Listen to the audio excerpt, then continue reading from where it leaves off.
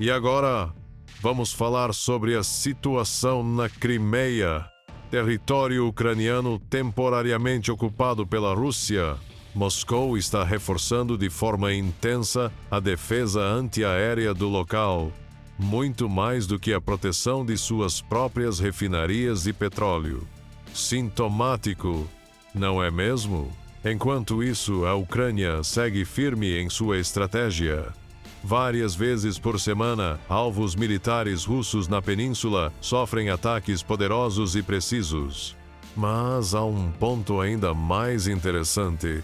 Quais países estão dispostos neste momento a fornecer armamentos para ajudar Kiev na retomada da Crimeia? A Crimeia está no centro das atenções. O território ocupado virou alvo constante das forças especiais ucranianas. As forças armadas da Ucrânia intensificaram suas operações, impondo baixas e fragilizando as tropas de ocupação russas. Quase toda semana, surgem informações sobre missões bem-sucedidas de diferentes unidades.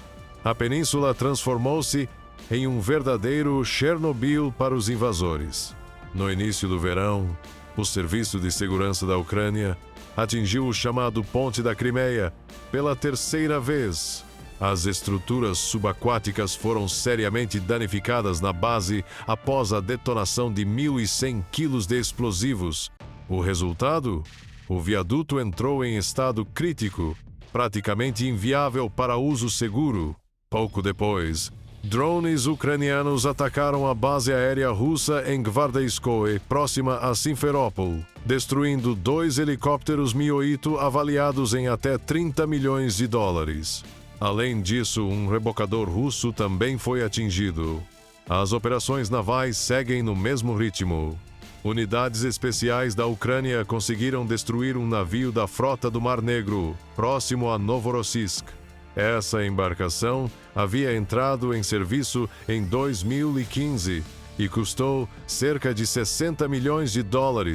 O impacto foi tão grande que a frota russa reduziu suas atividades no Mar Negro a níveis historicamente baixos, algo sem precedentes em mais de um século. Estimativas apontam que, graças às operações conjuntas das forças de defesa da Ucrânia e de grupos de resistência, cerca de 35% da frota do Mar Negro já foi neutralizada.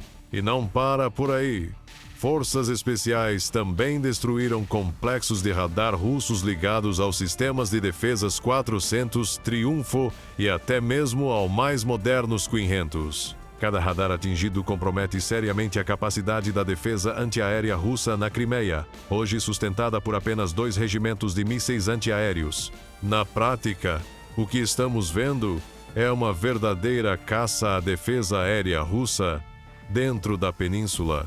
Crimeia, de fortaleza russa, ela está se transformando em alvo vulnerável. A península ocupada tornou-se uma armadilha para a defesa aérea russa. Os sistemas são destruídos de forma sistemática e planejada. E isso tem uma razão prática e simples: a própria geografia do território. A Crimeia é um espaço fechado. Ali, não dá para realocar posições como se trocasse de luvas. Não é possível mover defesas 24 horas por dia, 7 dias por semana. Resultado: em curtos intervalos, a defesa antiaérea russa na Crimeia fica praticamente cega. E sem retirar sistemas semelhantes de outros pontos do país, Moscou não resolve o problema rapidamente. Ou seja, o efeito não é só local, a pressão sobre a Crimeia também mina a capacidade geral da defesa aérea russa. Enquanto ataques sistemáticos atingem a península, a Rússia se vê obrigada a deslocar ativos da sua parte continental para tentar cobrir as lacunas. Esse deslocamento esgota os recursos russos, exatamente o que Kiev busca: forçar a Rússia a reagir do jeito que interessa às forças armadas da Ucrânia, para então continuar destruindo sistemas antiaéreos. Ao longo da ocupação, a Crimeia virou a maior base militar russa fora do território russo.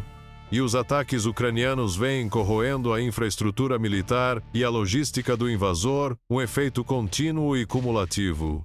Os alvos não se restringem a pontos isolados. São áreas de posicionamento estratégico.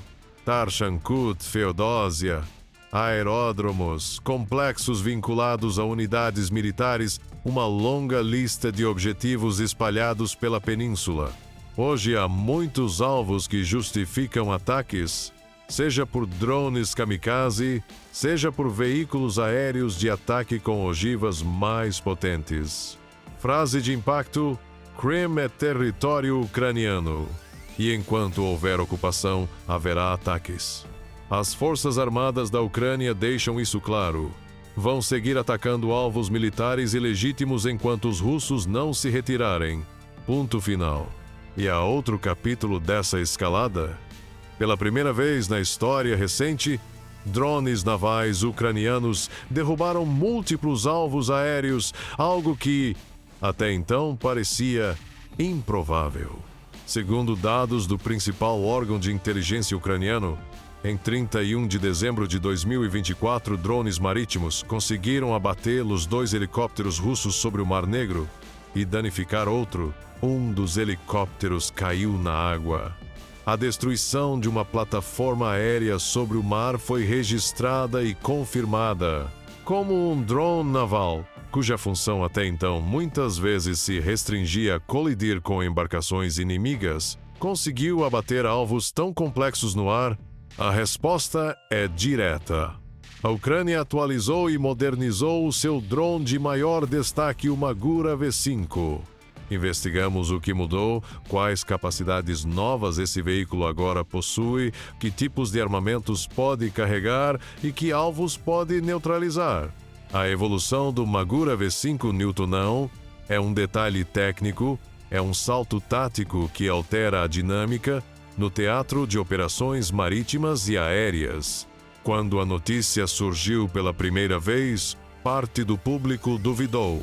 Um bote minúsculo derrubou helicópteros? Mas a confirmação pela inteligência ucraniana acabou com as dúvidas. Trata-se de fato de uma operação singular e, pela magnitude, inédita nas práticas de guerra modernas. Frase de impacto: pequenos drones, impacto gigante, a guerra muda no Mar Negro. O que fica claro é isto: a combinação entre desgaste da defesa russa na Crimeia, campanhas contínuas contra a infraestrutura militar e a chegada de novas capacidades ucranianas como drones navais aprimorados cria um cenário em que a península deixa de ser um reduto seguro para os invasores. Frase de encerramento para fechar o gancho do vídeo: enquanto a Crimeia for ocupada, as atenções vão se intensificar e a luta por sua retomada já ganhou novas armas, novas táticas e um novo ritmo. Quer que eu acrescente vinhetas curtas de abertura e fechamento, frases de impacto, pensadas para 5 a 8 segundos, perfeitas para thumbnails e cortes rápidos no YouTube? Até agora, em ataques contra alvos aéreos russos, havia casos em que os helicópteros eram apenas danificados e conseguiam alcançar a linha costeira, às vezes até pousavam em aeródromos. Mas neste episódio houve algo inédito. Um helicóptero foi abatido e caiu na água. A destruição de uma plataforma aérea sobre a área do Mar Negro foi devidamente registrada. E como isso foi possível? A explicação existe.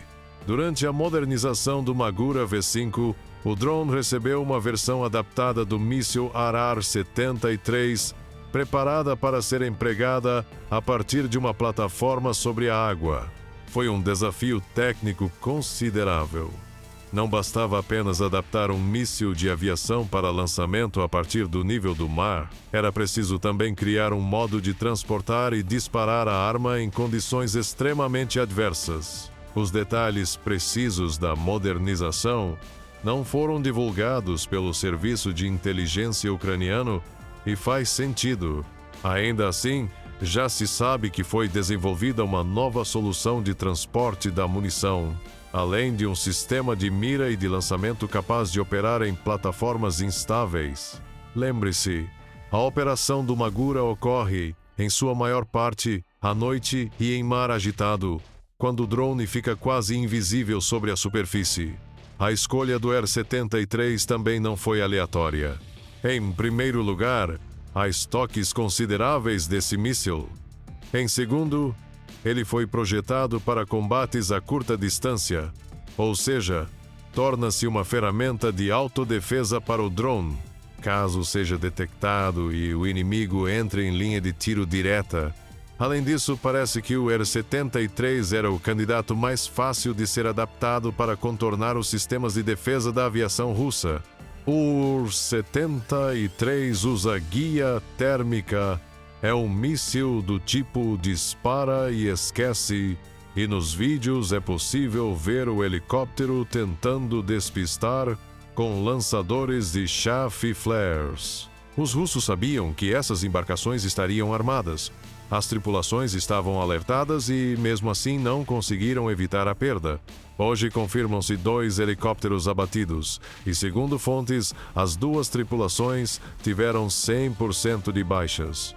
Surge então a pergunta: por que havia helicópteros russos patrulhando à noite sobre o Mar Negro? A resposta revela uma solução improvisada do Kremlin. Depois de perder cerca de 1/3 da frota do Mar Negro, em boa parte por ação de drones marítimos ucranianos, a resposta russa foi colocar helicópteros em patrulha com a missão de lançar drones FPV a partir de suas aeronaves para interceptar os drones ucranianos. A ideia é criativa, mas praticamente inviável na prática. Para entender por quê, operações com drones marítimos são feitas à noite, sob condições meteorológicas difíceis. Detectar um Magura durante uma tempestade, aproximar-se por helicóptero e num cockpit que balança a abater um drone FPV altamente manobrável é uma tarefa quase impossível, sem falar na possível presença de equipamentos de guerra eletrônica a bordo dos navios-alvo. E, conforme se constatou, a própria Magura pode revidar com eficácia. Importante: a instalação de um míssil no Magura é apenas uma parte da modernização, dizem especialistas. A Ucrânia caminha para padrões mais próximos dos da OTAN, e um dos princípios desse movimento é a modularidade. A plataforma do drone passa a ser padronizada, e o que se coloca sobre ela, míssil, metralhadora ou explosivo, depende da missão. Frases de impacto, ganchos prontos para narração, dividido por cortes rápidos. Um drone pequeno, um impacto gigante, noite, mar revolto e um míssil que mudou as regras do jogo. A guerra eletrônica tem novo protagonista: embarcações robô com dentes. Fecho para a locução. O episódio mostra que a evolução técnica dos drones ucranianos já produz efeitos operacionais concretos e que, no teatro do Mar Negro, a iniciativa está mudando de mãos. Enquanto isso, a Rússia tenta improvisar respostas que, até agora, não têm sido suficientes para recuperar a vantagem. Pronto para a narração? Se quiser, adapto as frases de impacto para versões ainda mais curtas ideais para abertura de vídeo ou para thumbnails com cortes rápidos. Quer que eu gere essas vinhetas em 3 opções: curta, média e longa. Assista ao nosso próximo vídeo e não se esqueça de se inscrever aqui no Conflito do Século XXI para acompanhar as últimas inovações da Ucrânia na guerra contra a Rússia.